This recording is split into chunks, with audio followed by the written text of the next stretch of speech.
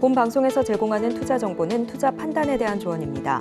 방송에서 제공하는 주식의 가치, 가격 상승 및 하락에 대해서는 방송사에서 보장하지 않습니다.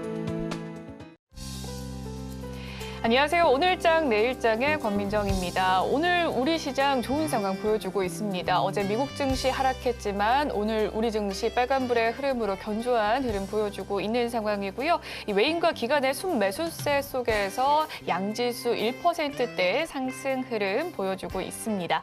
특히나 원달러 환율도 오늘 13.1원 내린 1,413.5원의 출발을 보였고요. 그리고 특히나 오늘 빅 이벤트죠. 삼성전자 이재용 부회장이 이제는 회장이 된다라는 새 소식 나타나면서 오늘 특히나 삼성 관련주들 좋은 흐름 보여주고 있습니다. 특히나 이 지주회사격인 삼성물산이 큰 상승 흐름 보여주고 있는 상황이고요. 글로벌 경기 둔화 우려 속에서 국내 배터리 대표 기업인 LG 에너지솔루션과 삼성 SDI 유의미한 실적을 발표했는데요. 오늘 챙겨볼 이슈가 많은 상황입니다. 많은 만큼 자세하게 소식 전해드리도록 하겠습니다. 저희 방송 유튜브 생방송을 통해서 시청하실 수가 있습니다. 유튜브 검색창에 서울경제TV라고 검색해 주시면 실시간 방송 시청 가능하시니까요. 많은 관심 부탁드리겠습니다. 본 방송에서 제공해드리는 정보는 투자 판단을 위한 조언일 뿐 해당 주식의 가치와 수익률을 보장해드리진 않습니다. 그리고 서울경제TV와 서울경제신문은 당사의 브랜드입니다. 서울경제증권TV와 서울경제TV 손실복구팀과는 무관하며 기타 유사 명칭에 주의하시길 바라겠습니다. 10월 27일 목요일입니다. 오늘장 내일장 본격적으로 출발합니다.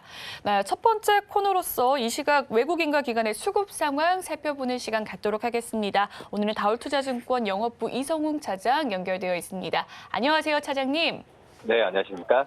네, 이 시각 특징주 어떤 종목들이 있습니까? 우선 이 시각 특징주 첫 번째가 이제 외국인들이 가장 많이 사는 종목이죠. 바로 삼성 SDI인데요.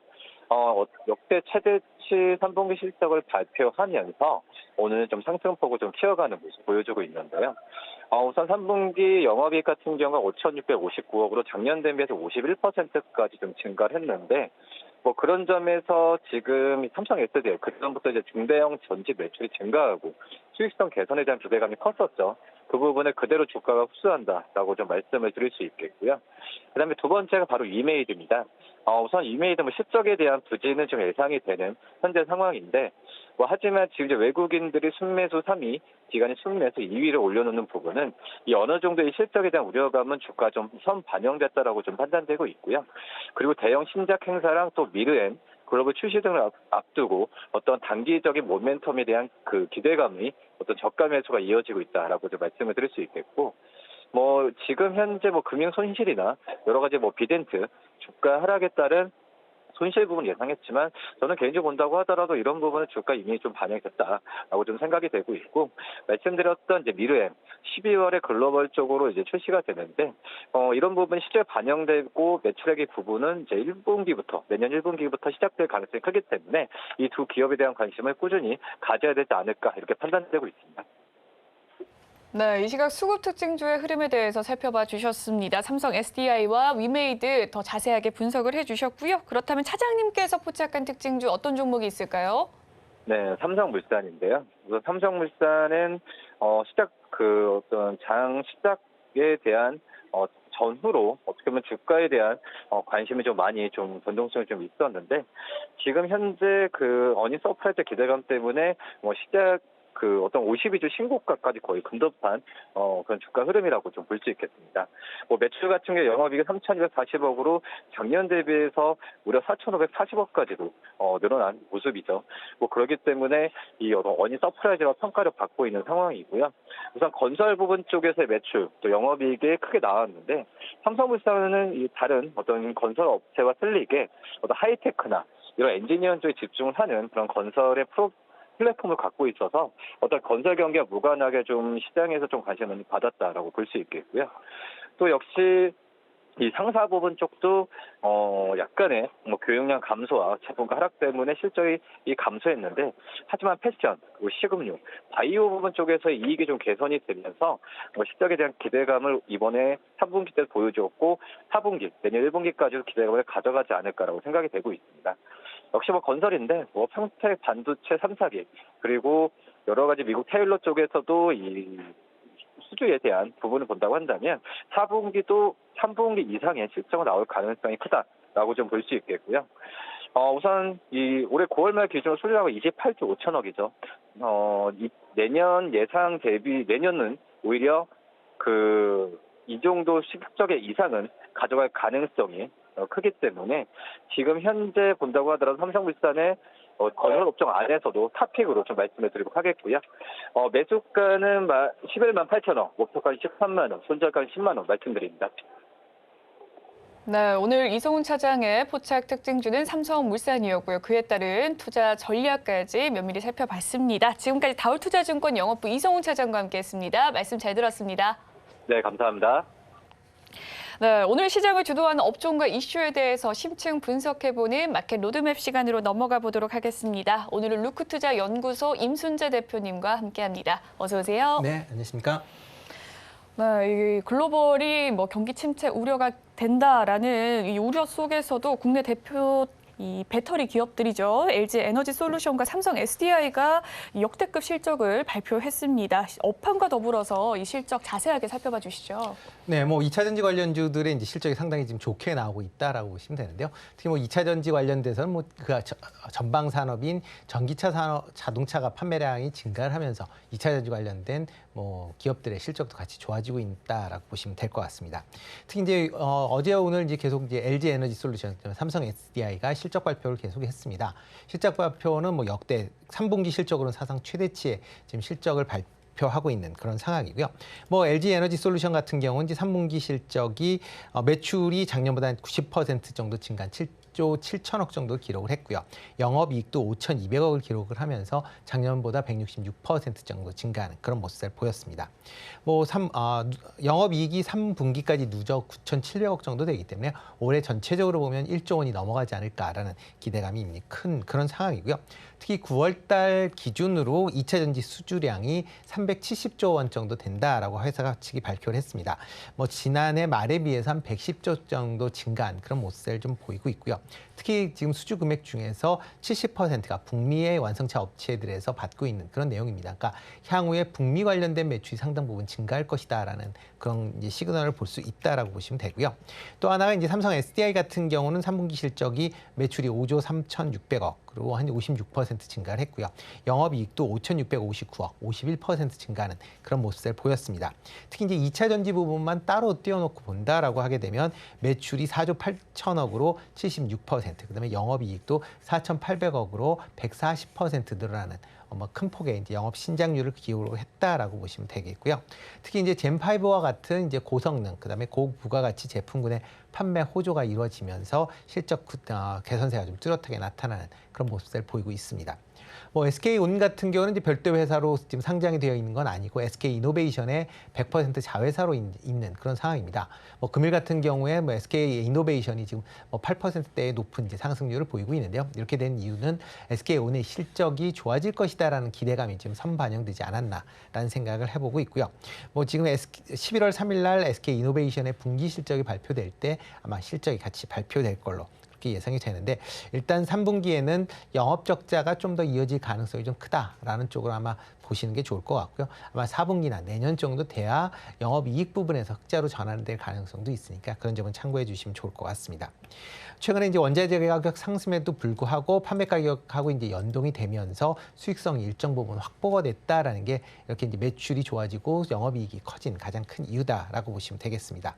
특히 유럽과 북미 지역의 전기차 판매 호조가 일단 이런 2차 전지의 판매량을 증가시켰던 주요 내용이다라고 보시면 될 것 같고요. 이번에 나온 이제 2차 전지 관련주의 실적은 올해 하반기뿐만 아니라 내년까지도 좀 이어질 가능성이 크다라고 생각이 되고 있습니다.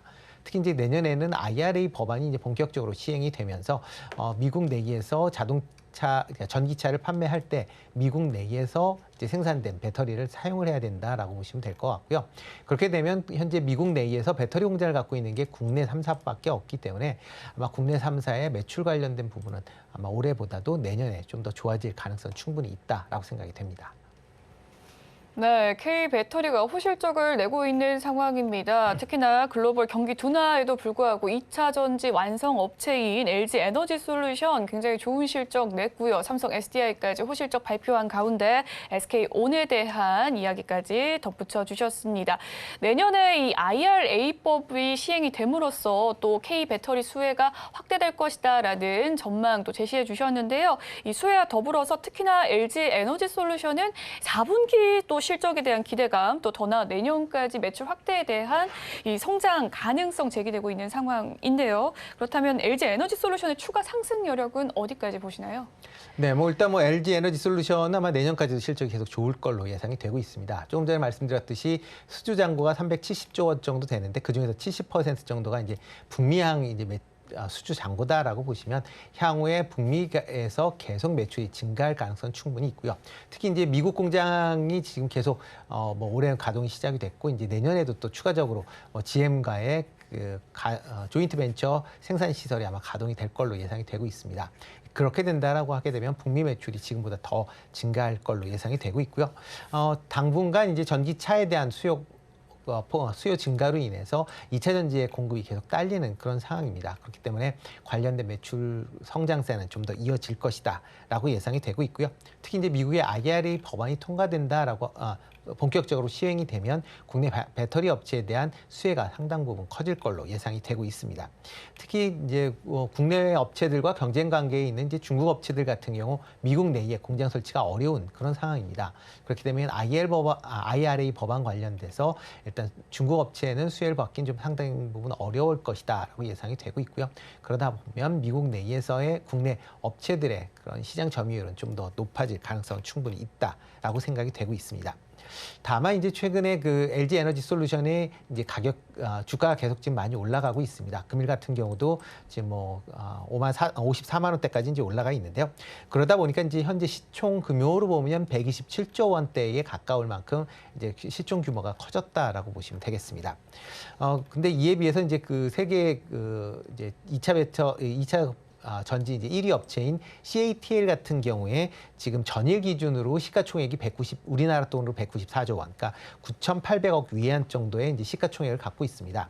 근데 이제 3분기 실적만 본다라고 하게 되면 CATL 같은 경우에는 매출이 973억 위안, 그러니까 우리나라 돈으로 한 19조 원 정도 매출이 발생을 했고요. 순이익 같은 경우도 지금 1조 9천억 정도의 순이익이 발생을 한 그런 모양새입니다.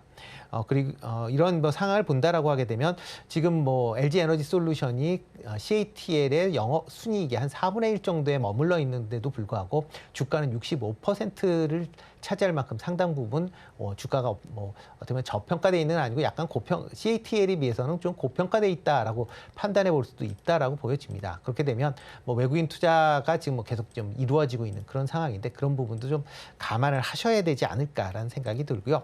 다만 이제 CATL 같은 경우는 미국에 진출할 수 없기 때문에 미국 관련된 이제 외국인 자금 같은 경우는 CATL보다는 아마 LG 에너지 솔루션을 좀 더 선호할 가능성은 있다라고 생각이 되고요. 특히 이제 시진핑 3기에 들어서면서 이제 그러니까 중국 기업들의 이제 향후에 그러니까 불확실성으로 인해서 아마 포트폴리오가 재편이 된다라고 하게 되면 CATL에 비해 이제 지금 현재로는 평가가 이제 고평가돼 있다라고 평가는 될 수는 있겠지만 LG 에너지 솔루션 쪽으로의 외국인 매수세는 추가적으로 조금 더 유입될 가능성이 있다라고 생각이 됩니다. 네, LG 에너지 솔루션의 추가적인 상승세에 대한 전망에 대해서 이야기를 해주셨습니다. 미국의 이 IRA 법안으로 인해서 2차 전지 기업, 특히나 국내에서 수혜가 기대되는 상황 속에서 이 내년에 실적 호조세는 이어질 것으로 예상이 된다라는 이야기를 해주셨고요. 이 중국의 CATL 대비해서는 LG 에너지 솔루션이 현재 좀 고평가가 된 상황이다라는 점까지 짚어봐 주셨네요. 삼성 SDI의 경우도 한번 살펴보도록 하겠습니다. LG 에너지 솔루션과 SK온 대비 지금 투자가 다소 늦은 감이 있다라는 지적이 나오고 있는 상황입니다. 하지만 이 북미 지역 전기차 수요 증가의 최대 수혜는 이 삼성 SDI다라는 평가도 있는데요. 이 목표 주가 역시 이 때문에 크게 상향하는 모습 보였는데 이 삼성 SDI의 향후 주가는 어느 정도 상승할 것으로 보십니까? 네, 뭐 삼성 SDI가 뭐 다른 업체에 비해서 상대적으로 이제 미국 투자가 좀 늦어졌다라고 보시면 보시면 되겠습니다. 특히 뭐 LG 에너지 솔루션 같은 경우는 뭐 초기서부터 GM과 같이 이제 뭐 조인트 벤처를 통해서 생산 시설을 만들었고요. SK온 같은 경우도 미국 2위 이제 자동차 업체인 포드와의 합작을 통해서 미국 시장에서 뭐 자체 공장뿐만 아니라 조인트 벤처 공장을 짓고 있는 그런 상황입니다. 이에 비해서 삼성 SDI는 그동안 좀 늦어졌다가 올해 스텔란티스와 이제 합작 조인트 벤처를 설립하면서 미국 시장 내에 공장을 신설할 걸로 이제 계획이 이제 발표가 되어 있는 그런 상황입니다. 다른 업체에 비해서 이렇게 이제 건설 투자가 좀 늦어지다 보니까 시장 점유율도 좀 많이 좀 하락을 하고 있습니다. 지난 코로나 이전에는 글로벌 순위로 4위 정도의 이제 그 시장 지배가 점유율을 갖고 있었는데 올 상반기에는 6위까지로 2단계 하락을 하는 그런 모습을 보였습니다. 뭐 그만큼 타사에 비해서 이제 보수적인 이제 투자 전략을 갖고 있었다라고 보시면 될 것 같고요. 그러다 보니까 상대적으로 영업이익은 좀 더 많이 나는 그런 모습을 보였습니다. 그렇지만 이제 스텔란티스를 기점으로 아마 좀 더 지금 생산 시설에 공격적으로 지금 투자를 하고 있는 그런 상황이고요. 그렇게 된다라고 하게 되면 지금 현재의 그 보다는 좀 더 생산 시설을 좀 더 확충한다. 특히 이제 미국 내에서의 생산 시설이 확충이 되면 IRA 관련된 법안의 수혜가 커질 가능성은 충분히 있다라고 보여집니다. 또 하나가 이제 삼성 SDI는 이제 다양한 형태의 그 2차 전지 이제 플랫폼, 폼을 갖고 있습니다. 대표적으로 이제 뭐 원통형이나 그다음에 각형 배터리에 대해서 어떻게 보면 높은 이제 기술력을 갖고 있는데요. 특히 원통형 배터리는 그러니까 초창기서부터 만들었었기 때문에 관련된 기술이 상당 부분 축적이 되어 있는 그런 상황입니다. 특히 이번 작년에 이제 테슬라가 이제 주창한 46mm 그러니까 둘레가 이제 46mm인 이제 배터리 관련돼서 지금 삼성 SDI가 시제품을 만들었다라고 지금 얘기가 되고 있을 만큼 뭐 상당 부분의 이제 기술력이 나온 그런 상황이고요. 만약 이렇게 삼성 SDI가 만든 원통형 배터리의 성능이 검증이 된다라고 하게 되면 테슬라 관련된 그 수요처도 좀 확보를 할 가능성도 있다라고 보여집니다. 그리고 뭐 유럽의 이제 BMW 같은 경우도 원통형 배터리를 사용할 가능성도 지금 계속 제기가 되고 있는 그런 상황이기 때문에 향후에 원통형 배터리의 채택이 완성업체들의 원통형 배터리 채택이 늘어난다라고 하게 되면 삼성 SDI 입장에서 보면 상당히 매출에 긍정적인 영향을 미칠 가능성은 충분히 있다라고 보시면 될 것 같고요. 특히 이제 올해부터 이제 젠5 관련된 이제 하이니켈 관련된 이제 그 고성능 2차 전지 생산이 확대되고 있습니다. 아마 내년부터는 좀 더 그 생산 비중이 좀 더 높아질 걸로 예상이 되고 있는데요. 그렇게 되면 영업이익 측면에서도 상당 부분 개선되는 그런 효과를 기대해 볼 수 있지 않을까라는 기대를 해보고 있고요. 또 하나가 이제 다른 회사에 비해서 이제 전고체 배터리 관련돼서 상당한 그 이제 기술력을 갖고 있는 그런 회사입니다. 특히 이제 계열사 간의 이제 협력을 통해서 전고체 배터리를 뭐 빠르게 이제 상용화할 수 있는 그 기술을 이제 개발 중에 있기 때문에 그런 점도 감안을 한다라고 하게 되면 뭐 삼성 SDI 좀 관심 있게 보시면 어떨까 싶습니다. 네, 이번에는 삼성 SDI에 대한 시장 전망에 대해서 이야기를 나눠주셨습니다. 현재 시장 확대는 좀 천천히 진행되고 있는 상황이지만 이 미국 내 2차 전지 생산 시설을 건설하겠다라는 게 확정된 상황 속에서 다양한 형태의 2차 전지 생산으로 매출처가 확대될 전망이다라고 이야기를 해주셨고요. 관심 종목으로 지정해봐도 좋을 종목이다라는 말씀까지 덧붙여 주셨습니다. 이 LG엔솔과 삼성 SDI 현재 실적 개선에 성공을 했지만요. SK온은 3분기 흑자 전환을 두고 우려감 제기되고 있는 상황입니다. 2022년 하반기를 SK온의 이 실적 변곡점으로 보는 시각들도 나오고 있는 상황인데요. 현재 리스크를 극복하고 향후 업계 관측처럼 이 4분기 흑자 전환에 성공할 수 있을까요? 네, 뭐 SK온 같은 경우는 이제 후발주자이다 보니까 이제 투자의 금액이 많아지고요. 뭐 그에 비해서 매출이 아직까지는 좀 적게 나오기 때문에 계속 영업 적자가 이어지고 있는 그런 상황입니다. 뭐 상반 2분기에도 지금 3천억 넘는 영업 적자를 기록을 했고요. 그렇기 때문에 최근에 LG 에너지 솔루션이나 아니면 삼성 SDI의 실적 개선 효과에 따라서 SK온도 실적이 개선되지 않을까라는 기대가 지금 시장에서 뭐 많이 팽배한 그런 상황입니다. 그렇기 때문에 이런 기대감으로 오늘 이제 SK 이노베이션도 상승세를 이제 보이고 있다라고 보시면 될 것 같고요. 3분기 실적은 일단 뭐 상당히 좋아질 걸로는 예상이 되지만 아마 적자가 좀 더 이어질 가능성은 좀 크다라고 보여집니다. 다만 이제 적자 폭이 뭐 상반기에 비해서는 상당 부분 이제 좀 줄어들지 않을까. 뭐 1,000억, 뭐 지금 시장 예상치로는 한 1,000억 정도의 이제 영업 적자가 예상이 되고 있는 그런 상황이다라고 보면 뭐 일단 실적상은 그렇게 나쁘지 않을 것이다라고 보여집니다. 특히 4분기에도 뭐 일부에서는 이제 영업자를 전환할 거 아니냐라는 기대감은 있지만 뭐 개인적인 생각으로는 흑자를 뭐 대기보다는 아마 적자와 흑자의 이제 어떻게 보면 그 손익분기점을 맞추는 그 정도의 수준에서 뭐 영업이익이 나오지 않을까라는 기대를 해보고 있고요. 뭐 본격적으로 흑자로 전환되는 시점은 아마 내년 아닌가라는 생각을 해보고 있습니다. 특히 내년에는 이제 조지아 1공장이 이제 본격적으로 가동이 된다라고 하게 되면 영업 매출 및 영업 이익이 증가할 것이다라고 예상이 되고 있고요. 특히 이제 미국 내에 이제 보조금 배터리로 관해서 국내 기업들의 그 미국 내의 매출이 상당 부분 증가할 걸로 예상이 되고 있기 때문에 그런 점을 감안을 하면 내년부터는 영업이익이 흑자로 전환이 되면서 아마 안정적인 이제 흐름이 이제 이어질 걸로 그렇게 예상이 되고 있습니다. 네, 이번에는 SK온에 대한 전망들 살펴봤습니다. 일단은 큰 투자가 계속해서 지속되고 있는 상황입니다. 그래서 흑자 전환을 하기에는 일단 3, 4분기 쉽지 않을 것으로 예상을 해주셨고요. 내년 이후에나 흑자 전환이 가능성이 좀 높은 상황이라고 이야기를 해주셨습니다. 그렇다면 K배터리 이 호황기라는 분석을 두고 미국의 IRA 법에 따른 기업 향후 결실은 어떨지 이 배터리 3사 중에 좀 탑픽 종목이 있다면 어떤 종목이 있을지 투자 전략과 함께 전해주시죠. 네, 뭐 국내 이제 배터리 3사는 다 이제 실적이 좋아질 걸로 예상이 되고 있고요. 어차피 이제 2차 전지 시장에서 계속 그 배터리 공급이 부족한 그런 상황이 지금 이어지고 있는 그런 상황입니다. 그러다 보면 2차 전지 완성업체들의 실적 매출이나 뭐 영업 실적은 계속 좋아질 걸로 예상이 되고 있고요. 내년에도 실적 개선치는 뭐 좋아질 걸로 예상이 되기 때문에 뭐 2차 전지 관련주에 대해서는 계속 꾸준히 관심을 가지실 필요가 있을 걸로 예상이 되고요. 만약 그중에서 이제 탑픽으로 뽑는다라고 하면 삼성 SDI가 제일 낫지 않을까라는 생각을 해보고 있습니다.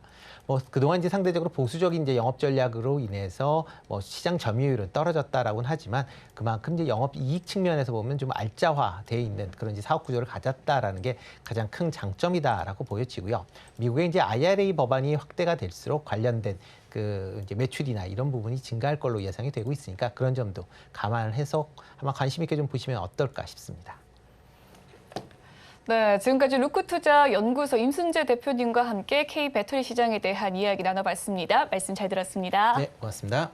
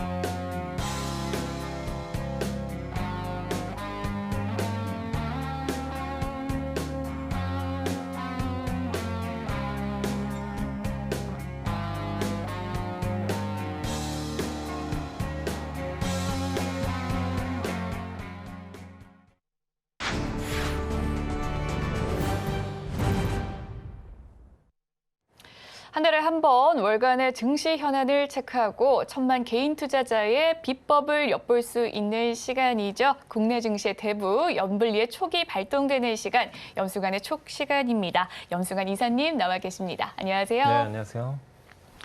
네, 10월에 우리 증시는 좀 가파른 하락세를 보였는데요. 특히나 좀 고물가, 고금리, 고환율의 이 삼중고 때문에 좀 급락을 이어갔고 코스피 지수 지난해 말 대비 너무 하락하면서 약 41개국 주가 지수 가운데 네 번째로 큰 하락률을 보였다고 합니다. 우려감이 클 수밖에 없는 10월 시장 상황인데요. 이사님은 어떻게 보셨을까요? 그래도 이제 10월은 뭔가 좀 희망은 좀 보인 것 같아요. 분위기가 좀 많이 바뀌었죠. 그러니까 오늘도 뭐 주식시장이 좀 좋긴 한데 10월 달에 이게 국가별하고 업종별로 보면 되게 좀 차별화가 되게 심했다고 보시면 되겠고 특히 10월 달에 미국 나스닥이 한 5% 정도 지금 올랐거든요. 오른 상태인데 코스피도 한 5%, 이제 어제 기준이니까 오늘 코스피가 또 1% 이상 올랐잖아요. 그래서 한 6% 가까이 좀 올랐다고 보시면 되겠고, 근데 반면에 중화권 증시가 좀 되게 안 좋습니다. 홍콩이 마이너스 11%, 대만이 마이너스 5% 이번 달에 빠졌거든요. 그러니까 결국에 이제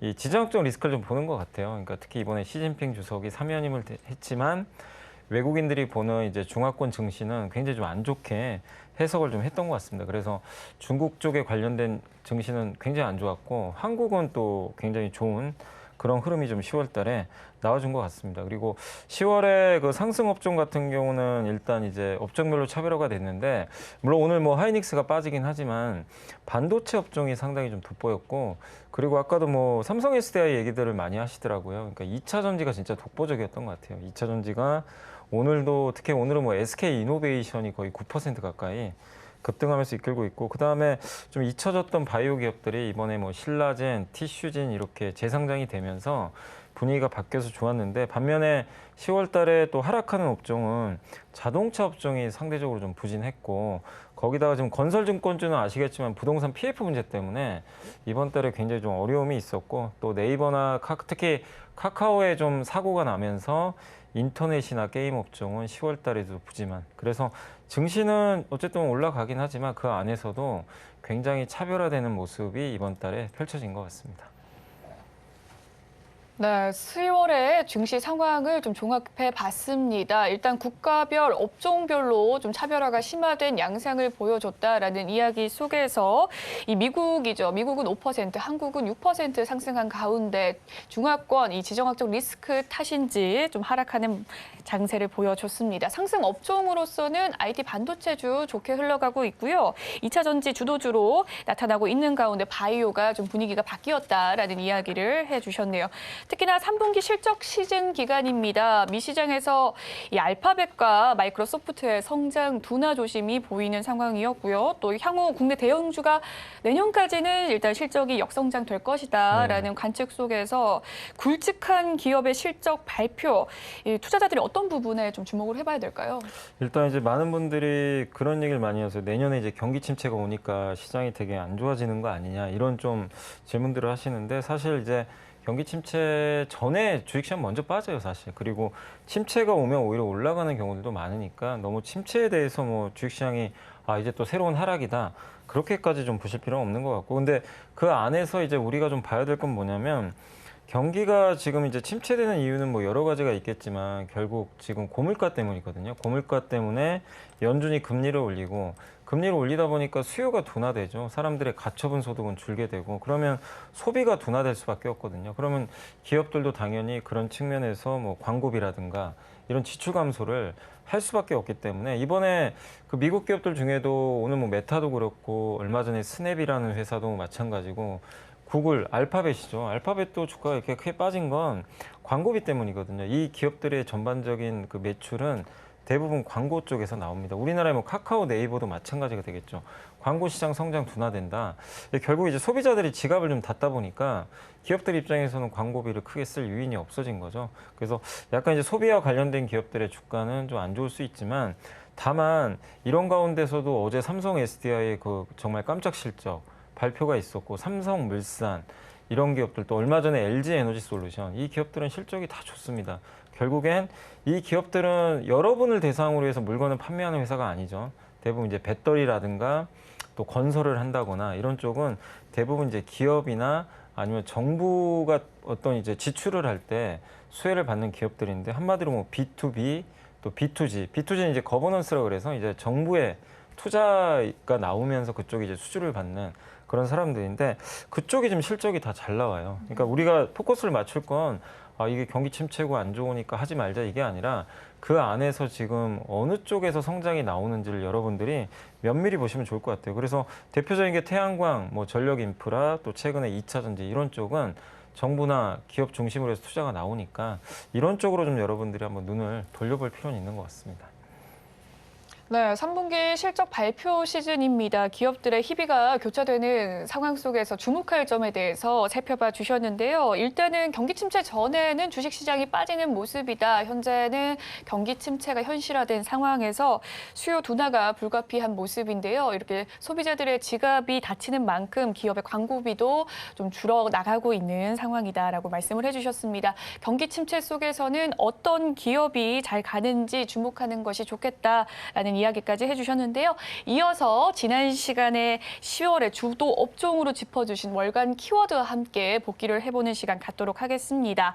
고물가와 고환율 이슈가 있었죠. 그리고 또 반도체주의 향방, 또 테슬라 AI 데이를 짚어주셨는데요. 그중에서 반도체 10월의 흐름은 어떻게 보셨을까요? 반도체는 10월에 좋았던 것 같아요. 이게 10월 달은 이제 그동안 좀 안 좋았던 흐름에서 벗어나서 이게 계기가 됐던 게 사실 9월 말에 마이크론이 갑자기 감산 발표를 했어요. 이제 먼저 실적 발표를 했는데 그때 이제 감산하겠다라고 언급을 하니까 보통 이제 업황 안 좋을 때 메모리 회사들이 감산 들어가면 주가가 원래 올라가거든요. 과거에도 그런 게 나오다 보니까 이번에도 그러지 않을까 해서 주가가 좀 먼저 움직였고 그 후로 뭐 일본의 키옥시어 같은 회사도 감산 발표를 해줬고 또 최근에는 이제 하이닉스도 감산하겠다, 뭐 설비 투자 줄이겠다 이런 좀 얘기가 나오면서 주가 좋았는데 근데 다만 오늘은 이제 하이닉스가 빠지는 건 삼성전자는 감산 얘기를 안 꺼냈습니다. 감산 안 한다고 했고 설비 투자도 줄인다는 얘기를 안 해버렸어요. 그러니까 선도업체의 여유죠.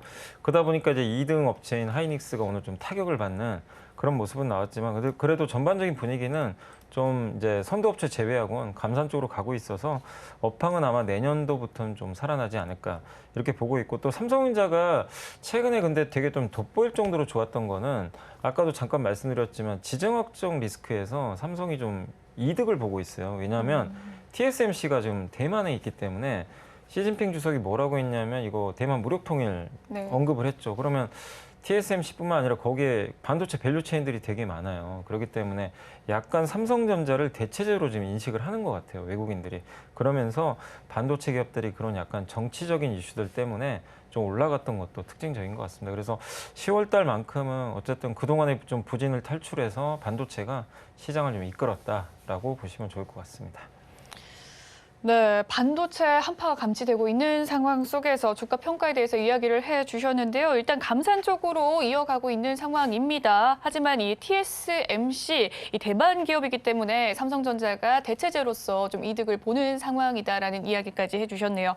한편 10월을 주도할 업종으로서 리오프닝 해외여행 관련 업과 그리고 또 전력 인프라, 자동차 부품주를 픽해 주셨는데요. 최근 삼성그룹의 전장사업 확대 조짐이 또 감지가 됐고 삼성발 전장 시장의 확대, 그 규모와 관련 종목들의 수혜주들까지 좀 어느 정도가 될까요? 일단 이제 삼성 거기 보니까 이제 글로벌 리서치라는 곳에서 일단 전장 사업 관련 팀을 이제 신설했다라는 언론 보도가 있었고요. 아직 뭐 삼성전자 측에서는 공식적으로 답변을 안 했기 때문에 일단 보도라고 좀 보시면 좋겠고, 근데 뭐 삼성이 일단 완성차를 만들진 않을 거예요. 뭐 현대차처럼 갑자기 뭐 차를 하나 내놓겠다 이러긴 좀 쉽지 않고 또 왜냐하면 삼성은 부품 회사가 많거든요. 근데 만약에 삼성이 자체적으로 차를 만들어 버리면 이 부품 회사들은 오히려 난감할 수가 있는 게 이 다른 회사에 납품하기가 어려워집니다. 이제 경쟁을 해야 되기 때문에 그래서 아마 완성차를 만드는 것보다는 이제 그 전장 부품 쪽으로 좀 집중하지 않을까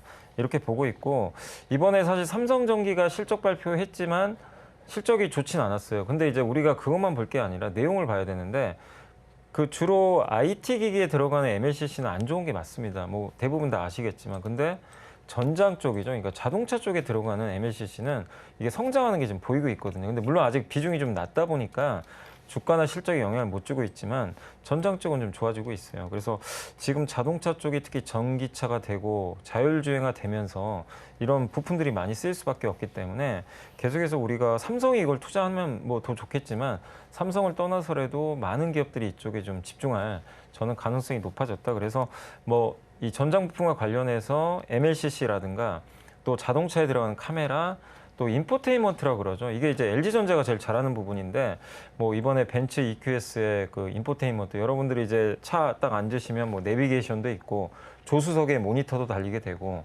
그러니까 이런 이제 그 것들을 이제 인포테인먼트라고 하는데 이쪽 시장 자체도 커지고 그다음에 뭐 우리나라가 제일 잘하는 배터리도 전장 부품이죠, 사실은.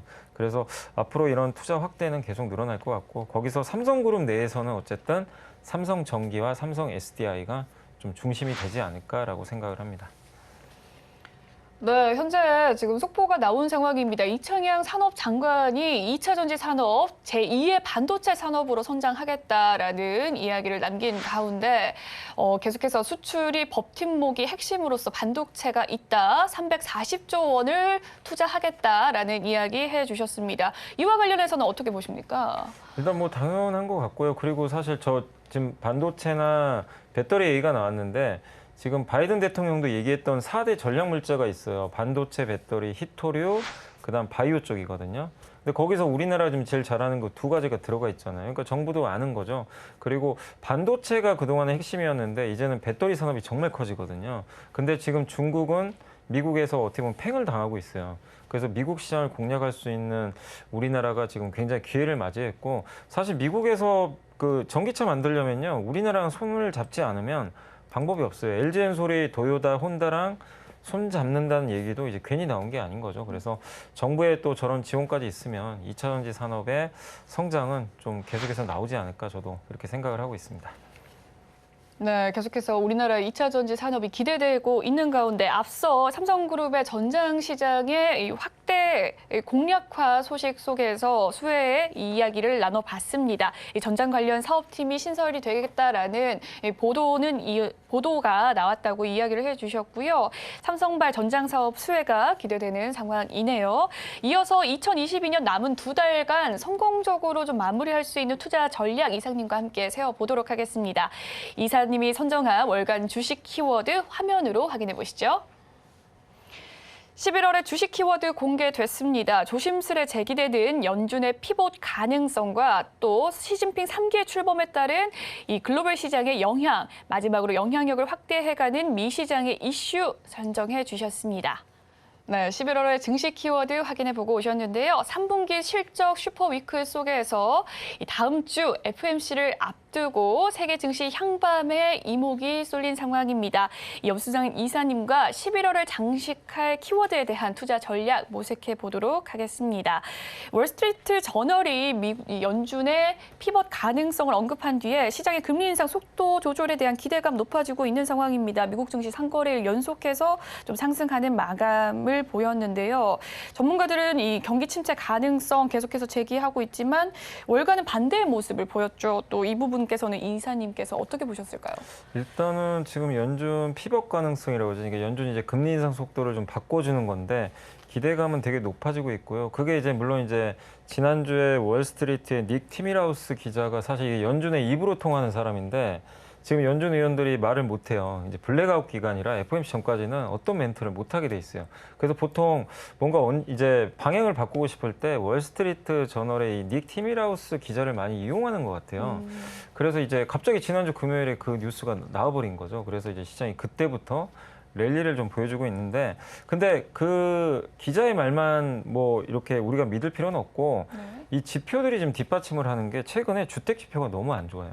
거기다 제조업 지표 꺾이고 연준이 원하는 그 경기 둔화가 지금 실제로 지표로 나오고 있거든요. 그러니까 연준도 명분이 있어야죠. 뭐 물가 오르고 경기 좋으면 금리 인상 속도를 낮추고 싶어도 못 낮추는데 거기에 또 타이밍이 좀 잘 맞게 미국의 지표들이 지금 굉장히 안 좋게 나오고 있습니다. 그래서 일단 11월 달에 0.75%가 아니라 0.5% 인상 가능성이 굉장히 좀 점점 높아지고 있다라고 좀 보시면 좋을 것 같고 그리고 아까 말씀드린 대로 경기가 지금 지표들은 안 좋아요. 근데 지금은 배드 뉴스 이스 굿 뉴스라 그래가지고 안 좋은 뉴스가 호재로 좀 받아들이는 장입니다. 그래서 그런 지표가 안 좋은 걸 가지고 여러분들이 또 이거 악재의 시작이다 이게 아니라 정반대로 해석을 하셔서 이거 금리 상승 속도를 낮출 수 있는 소식이구나 이렇게 좀 받아들이시면 좋을 것 같아요. 그래서 지금은 일단 이런 지표까지 뒷받침이 되면서 미국 연준이 한 12월부터는 좀 속도 조절 들어가지 않을까라고 좀 예상을 하고 있습니다.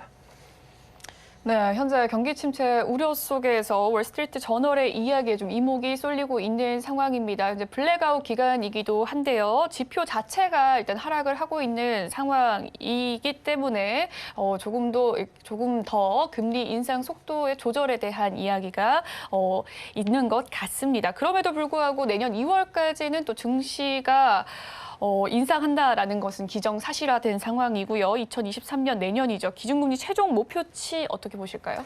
일단 이게 얼마 전에 그 5.25%인가요? 아마 거기까지 올라간 것 같아요. 그러니까 지난번에 FMC 했을 때는 한 4.5 정도 예상했다가 물가가 또 너무 높게 나오니까 이게 5가 넘어가 버린 거예요. 그래서 이게 도대체 최종금리 목표가 어디까지냐 이제 알 수가 없는 거죠. 근데 최근에는 이제 지금 이제 나오는 뭐 얘기들이나 이런 속도들을 보면은 일단 5% 넘을 것 같지는 않고 아마 4.75에서 5 정도. 근데 이건 이제 시장은 알고 있는 거죠. 어느 정도 선반영은 됐기 때문에 5% 정도의 어떤 그 금리 인상은 좀 가능성은 좀 낮아졌다.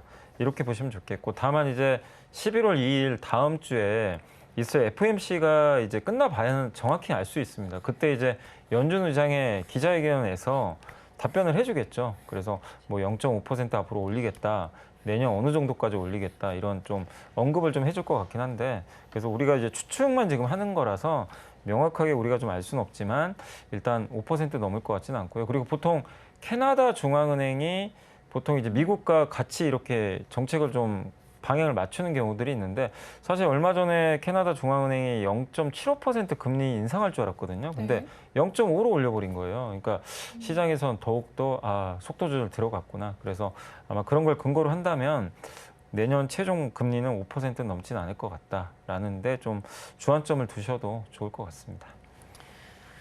네, 기준금리 최종 목표치에 대한 전망까지 좀 살펴봤습니다. 일단은 5% 넘기지는 않을 것이다라고 이야기를 해주셨고요. 또 캐나다 중앙은행의 금리 인상 모습도 그의 지표가 되는 모습입니다. 다음 주로 예정된 11월에 FOMC 후 이 12월 연준의 행보까지 좀 가늠해 볼 수 있는 상황일 텐데요. 시장의 예측처럼 금리 상승 속도 둔화 시에 향후 이 시장에 미칠 영향 어떻게 보십니까? 일단은 당연히 긍정적일 수밖에 없습니다. 그러니까 1년 내내 지금 증시가 너무 힘든 게 그것도 엄청나게 빠진 게요. 올해 0%에서 출발했던 이 기준금리가 지금 벌써 3% 넘어갔죠.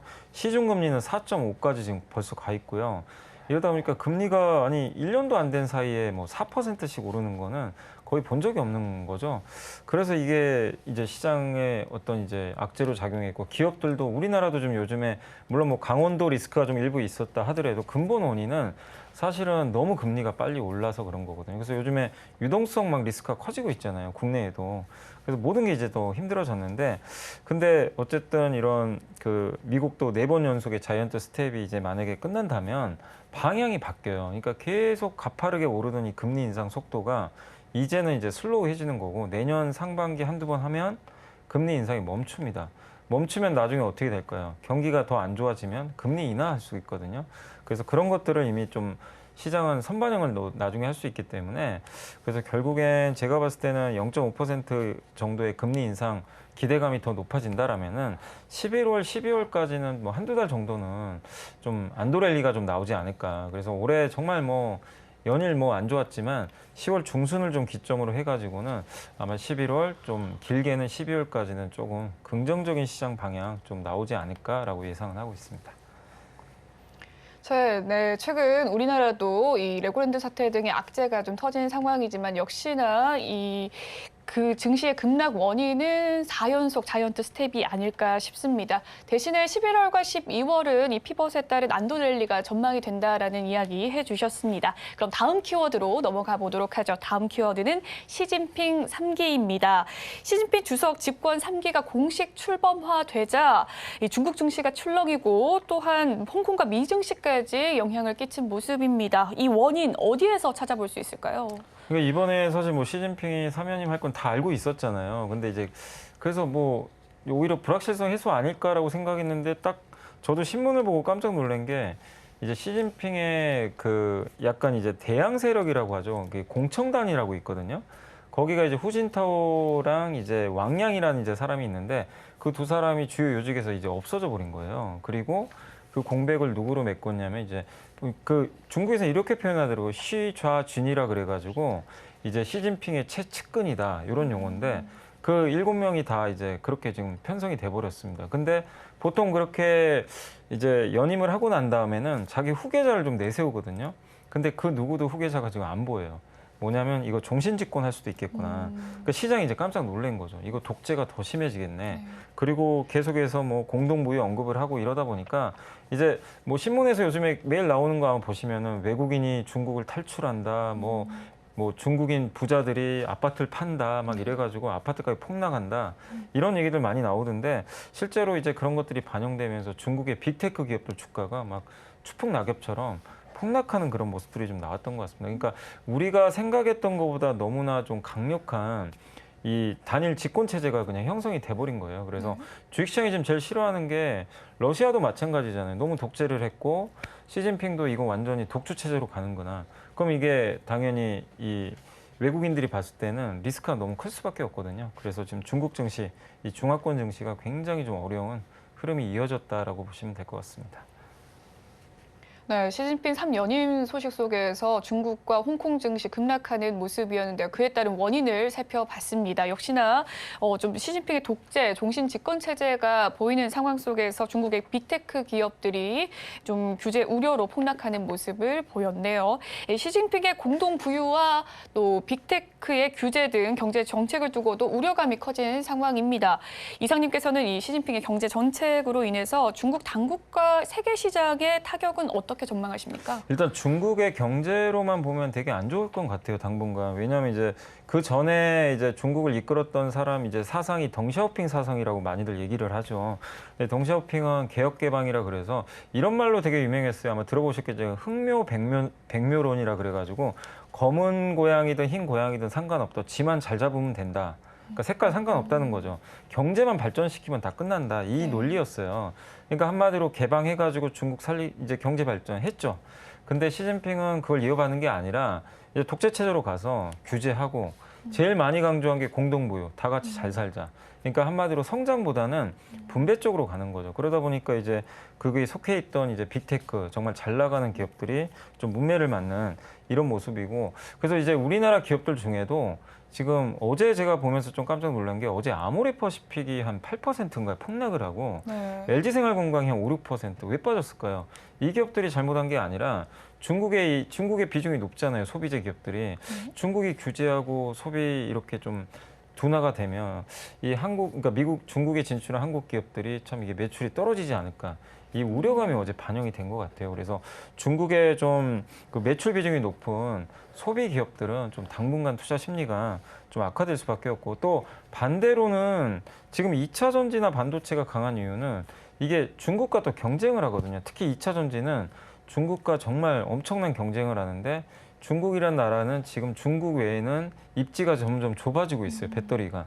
그러다 보니까 그 빈자리를 한국의 2차 전지가 이제 차지하게 될 것 같고, 반도체는 중국이 지금 못하지만 만들고 있어요. 근데 이제 미국이 못하게 지금 수출을 금지시키고 있죠. 장비라든가.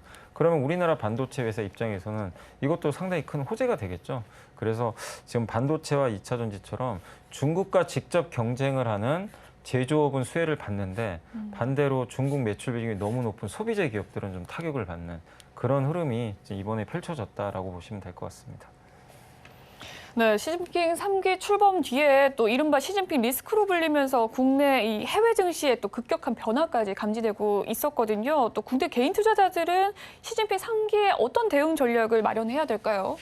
일단 이제 그 시진핑 3기가 이제 출범이 되면서 지금 너무나 좀 이게 급작스럽고, 또 우리가 주식 투자를 해서 기업만 봐야 되는데 기업만 볼 수 있는 게 아니라 이제는 진짜 글로벌 정치까지 보면서 투자를 해야 돼요. 그래서 굉장히 힘든데 어쩔 수 없습니다. 이걸 지금 시장 환경 자체가 탈세계화로 가니까.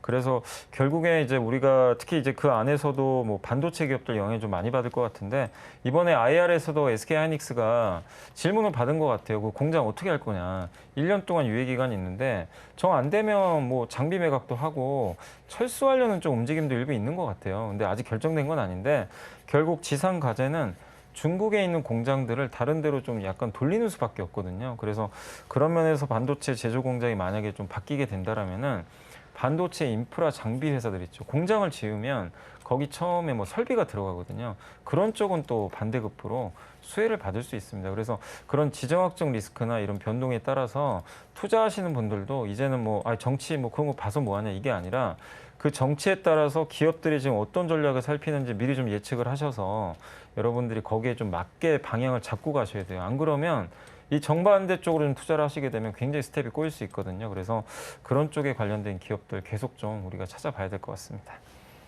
네, 중국에 대한 이야기 마무리해 보도록 하겠습니다. 다음 키워드로 넘어가 보죠. 환승 주식입니다. 세계 증시 향방을 좌우하는 키가 이제 중국에서 미국으로 넘어가고 있는 상황입니다. 최근 미 시장에 투자를 확대하는 기업이 많아지고 있거든요. 이 기업들의 수익률 어떻게 보십니까? 그러니까 한국이 원래는 중국 투자를 되게 많이 했는데 이제 좀 바뀌었어요. 이제 미국 쪽으로 투자가 다 집중되고 있어요. 중국에 할 수가 없죠.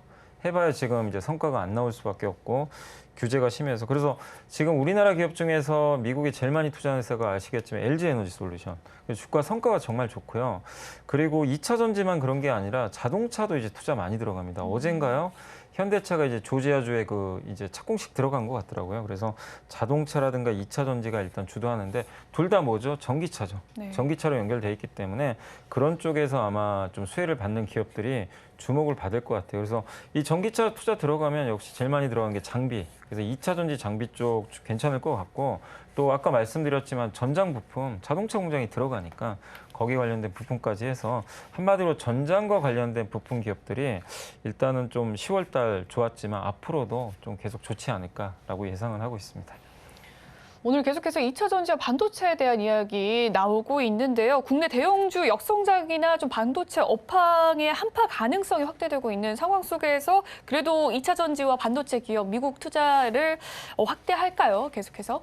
아니, 네. 안 할 수가 없어요. 지금 이제 미국의 지금 공급망에 미국은 이제 공급망을 만들어 놨거든요. 이제 거기에 만약에 미국말 안 들으면 보조금이나 그리고 사실 이제 우리나라 기업들도 삼성전자도 좀 이게 고민인 게 미국 반도체 장비 안 쓰면 반도체 만들기 되게 어렵거든요. 그러니까 이제 어쩔 수 없이 또 미국의 공급망이 들어갈 수밖에 없기 때문에 투자 확대는 좀 불가피하다. 그래서 사실 인건비라든가 이런 비용 부담은 좀 있지만 다만 그 이번에 IRA 법안에도 나와 있지만 세액공제를 해줘요. 이제 투자한 만큼 또 보조금도 주기 때문에 투자 비용 자체는 그렇게 큰 부담은 없을 것 같다. 다만 이제 장기적으로 인건비를 이 기업들이 어떻게 커버할 거냐. 이게 좀 고민이지만 처음에 투자 들어가고 이런 거는 회수를 충분히 할 수 있습니다. 미국 정부가 세금을 돌려주기 때문에 그래서 지금 우리가 뭐 중복 투자가 나온다 하더라도 미국 중심의 공급망 재편이 이미 이루어지고 있고 IRA 법안, 뭐 반도체 법안 여기서 수혜를 받을 수 있는 기업들이 뭔지 여러분들이 계속해서 고민하고 좀 찾아보셔야 되는 시간이 아닌가라고 말씀을 드리겠습니다. 네, 마지막으로 또 다음 달에 어떤 업종이 주가 상승을 견인할 수 있을지 11월에 투자 전략까지 좀 전해주시죠.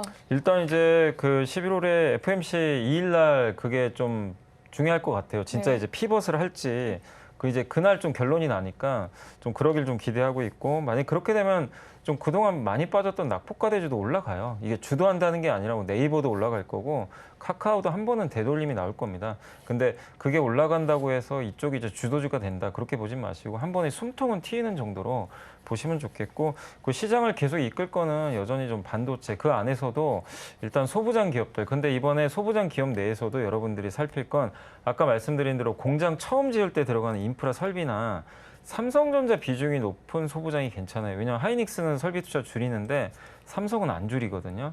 그래서 그런 좀 옥석 가리긴 필요할 것 같고 2차 전지가 소재 셀 지금 다 많이 올랐는데 장비주들이 그래도 아직까지는 좀 여력이 남아있는 것 같아요. 그래서 2차 전지 내에서도 장비주 보시고 그다음에 헬스케어도 요즘에 좋은데 특히 미국 비중이 높은 기업들을 한번 고민을 해보세요. 지금은 어쨌든 이제 모든 게 미국 쪽으로 가기 때문에 헬스케어 내에서도 미국 매출, 수출 비중 높은 기업들 한번 찾으셔가지고 대응을 하시면 좋을 것 같습니다. 네, 지금까지 이베스트 투자증권 영승환 이사와 염승환 촉 함께 했습니다. 말씀 감사합니다. 네, 감사합니다.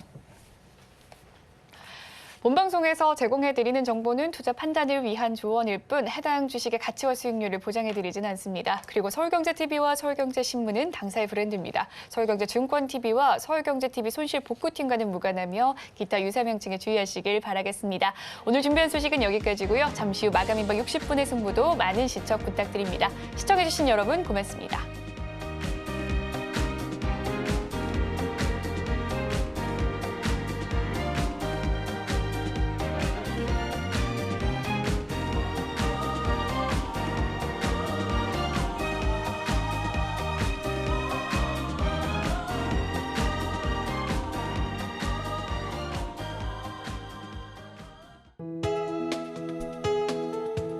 본 방송에서 제공하는 투자 정보는 투자 판단에 대한 조언입니다. 방송에서 제공하는 주식의 가치, 가격 상승 및 하락에 대해서는 방송사에서 보장하지 않습니다.